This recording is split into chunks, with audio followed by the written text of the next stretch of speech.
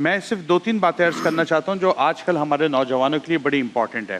سب سے پہلی چیز یہ کہ آپ کی شخصیت میں ہمیں جو بات حضرت نے فرمائی کہ علم کا ایک منبع وہ نظر آتا ہے۔ اچھا، ایک مختصر واقعہ بڑا مشہور حضرت امام حسن علیہ السلام کے حوالے سے آتا ہے کہ آپ کے پاس ایک شخص آیا اور آ کے کہنے لگا حضور والا میں جس علاقے سے ہوں وہاں پر بارش نہیں ہوتی، تو آپ نے فرمایا تم استغفار کی کثرت کیا کرو۔ ایک دوسرا شخص آیا اسی مجلس میں، اس نے آ کے کہا حضور ہماری یہاں اولاد کا مسئلہ ہے، اولاد نہیں ہوتی، تو آپ نے فرمایا کہ تم استغفار پڑھا کرو۔ تیسرا شخص آیا، اس نے آ کے بات کی، اس نے کہا جی ہماری یہاں کھیتیوں میں مسئلہ ہو رہا ہے، مویشی ہیں ان کے پرابلم ہے، تو آپ نے کہا تم استغفار پڑھا کرو۔ وہ چوتھا آیا، اس نے کہا جی مالی تنگی بہت زیادہ ہو گئی ہے، ہم کیا کریں؟ آپ نے کہا استغفار پڑھا کرو۔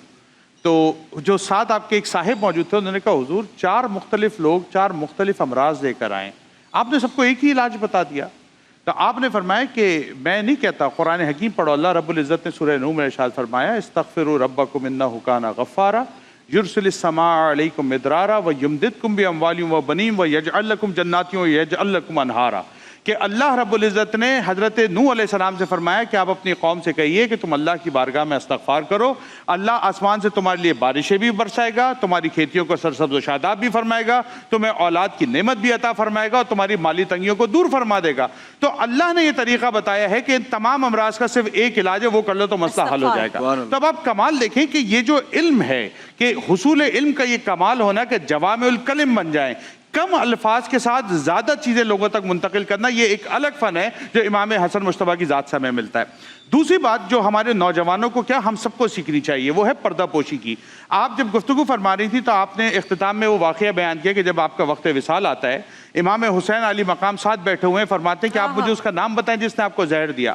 اب سوچیں کتنا سخت اور کٹھن وقت ہے، ایک بندہ اپنی جان دینے والا ہے اور اس وقت بھی وہ یہ الفاظ کہتے ہیں کہ میں شک کی بنیاد کے اوپر کسی کے اوپر الزام نہیں لگا سکتا، ہاں میرا معاملہ اللہ کے سپرد ہے، اللہ نے اس تمام معاملے کو دیکھا وہ گرفت فرمائے گا۔ ہمارے نوجوانوں کا مسئلہ یہ ہو گیا ہے، ہم آج کل جس دور کے اندر رہ رہے ہیں، ہمارے پاس کیونکہ گیجٹس موجود ہیں، سیل فونز موجود ہیں، کوئی بھی خبر ہوتی ہے ہم بلا تحقیق کے اس کو وائرل کرنے کی کوشش کرنا شروع کر دیتے ہیں۔ کسی کی شخصیت کو ذلیل کرنا، رسوا کرنا، تنقیص کرنا، گرانا، بے عزت کرنا، یہ ہمارا سب سے محبوب مشغلہ ہے۔ اور ہمیں امام حسن کی ذات سے سبق ملتا ہے کہ اگر تمہیں معمولی شک بھی ہو تو ایسی صورت میں کسی کے اوپر الزام تراشی نہ کرو، ہو سکتا ہے انداللہ تمہاری اس بات کے اوپر پکڑ ہو جائے۔ اور تیسرا جو سب سے امپورٹنٹ میسج ہے جو مجھ سمیت ہم تمام لوگوں کے لیے ہے، علماء، غیر علماء، عوام الناس، نوجوان، بڑے چھوٹے، خواتین، گھر والوں، ہر ایک کے لیے، وہ یہ ہے کہ امام حسن کی ذات میں ہمیں یہ ملتا ہے جو جس کی طرف ڈاکٹر عامر عبداللہ صاحب نے وضاحت کی کہ نبی علیہ الصلوۃ والسلام نے یہ ارشاد فرمایا تھا یہ میرا یہ بیٹا سید ہے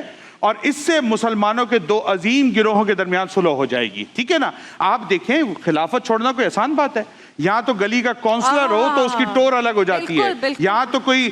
گلی محلے کا کوئی عہدے دار ہو اس کے انداز بدل جاتے ہیں، وہ اپنی پوزیشنز نہیں چھوڑ سکتا، یہاں تو پورے جو آپ دیکھ رہے ہیں الیکشنز ہیں وہ پورے کے پورے ہٹکا لیے جاتے ہیں، ادھر سے ادھر سب کچھ ہو جاتا ہے۔ آپ آن ڈیوٹی خلیفہ محترم ہیں، پورا نظام آپ کے انڈر میں چل رہا ہے، اور صرف اس بنیاد کے اوپر کہ امت مسلمہ میں تفرقہ پیدا نہ ہو آپ منصب خلافت سے دستبردار ہو جاتے ہیں۔ تو یہ وہ بہترین اسوہ ہے جو ہمیں آپ کی شخصیت میں ملتا ہے، جس کو مجھ سمیت ہم تمام کو اپنانے کی ضرورت ہے کہ اگر ہم اپنی ذات سے کسی خیر کو منتقل نہ کر سکیں تو کم از کم شر منتقل نہ کریں۔ لوگوں میں افتراق، لوگوں میں اختلاف، لوگوں کو بانٹنا یہ اچھا عمل نہیں ہے، بلکہ امام حسن کی ذات سے ہمیں سبق ملتا ہے کہ لوگوں کو جوڑیں، محبتوں کو بانٹیں اور جس حد تک ہو سکے سامنے والے کے ساتھ خیر کا معاملہ کریں۔ اللہ کی ذات سے امید ہے اللہ آپ کو اس کے بدلے میں دنیا میں بھی خیر عطا فرمائے گا، انشاءاللہ آخرت میں بھی اجر۔